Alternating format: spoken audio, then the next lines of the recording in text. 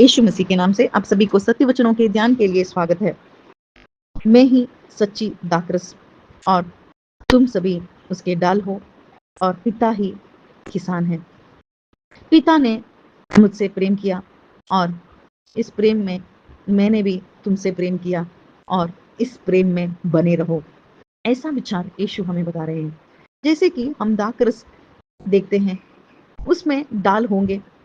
जब डाल एक दूसरे पे जुड़े रहेंगे तभी फल ला सकते हैं और दाखरस में दाख ही हमें मिलेंगे। ऐसे ही हम सभी परमेश्वर में जुड़े थे। आदम के कारण हम सभी ने उस सच्चाई को उसने खोने के कारण, यीशु के वचनों के विरुद्ध जाने के कारण हम सभी परमेश्वर के दुश्मन बन गए और सूख गए। दुश्मनी के कारण हम कभी भी एक नहीं हो सकते थे। फिर भी परमेश्वर ने उसका प्रेम उसके पुत्र के कारण प्रकट कर दिया। उसने ऐसा प्रेम किया कि हम सभी दुश्मनों को फिर से जुड़वा देने के लिए, उस दाखरस में जुड़वा देने के लिए ही उसके मरण में हम सभी को फिर से एक कर दिया। इस मरण से ही हम सभी इस दाखरस में यानी यीशु मसीह में एक हो गए और नया जीवन हमें मिला और इस पवित्र आत्मा को हम सभी ने पाया। फिर से इस दुश्मनी को शमन कर दिया यीशु ने उसके देह में, उस क्रूस पर चढ़कर सभी दुश्मनी उसने उसके लहू से निकाल दी। आज पिता चाहते हैं कि उसकी महिमा हम सभी को प्रकट करने के लिए हमें बुला रहे हैं। और उसकी महिमा कैसे प्रकट होगी? जब हम प्रेम का फल हमारे जीवन से लाएंगे। कोई डाली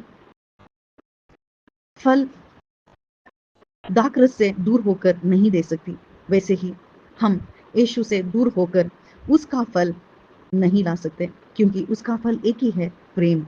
आज हम सभी को प्रेम में बने रहने के लिए और एक दूसरे से प्रेम करो, ऐसी आज्ञा यीशु ने दी है और इस आज्ञा का पालन हम खुद नहीं कर सकते। इसीलिए परमेश्वर पिता ने हम सभी को पवित्र आत्मा दे दी है और पवित्र आत्मा की शक्ति से भरने के कारण ही हम सभी से प्रेम कर सकते हैं। उसके चेले ने ये सभी सुना, फिर भी वह प्रेम नहीं कर सके, बल्कि जब तक पवित्र आत्मा की शक्ति उनके ऊपर आई तभी वे प्रेम करने लगे। उनके दुश्मनों को भी उन्होंने माफ कर दिया और उनके अंदर वह धैर्य भरा और उसके वचनों का पालना करना उन्होंने सीखा। ऐसे ही हम सभी को इस पवित्र आत्मा को दी गए हैं, क्योंकि उनके वचनों का पालन करें।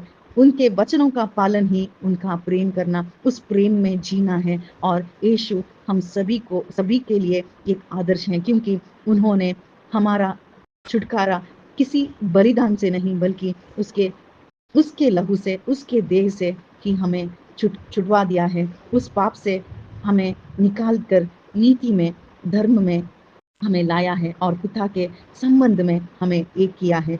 तो हम सभी इसी प्रेम में बने रहें और हमारा फल यही प्रेम हो। आमीन।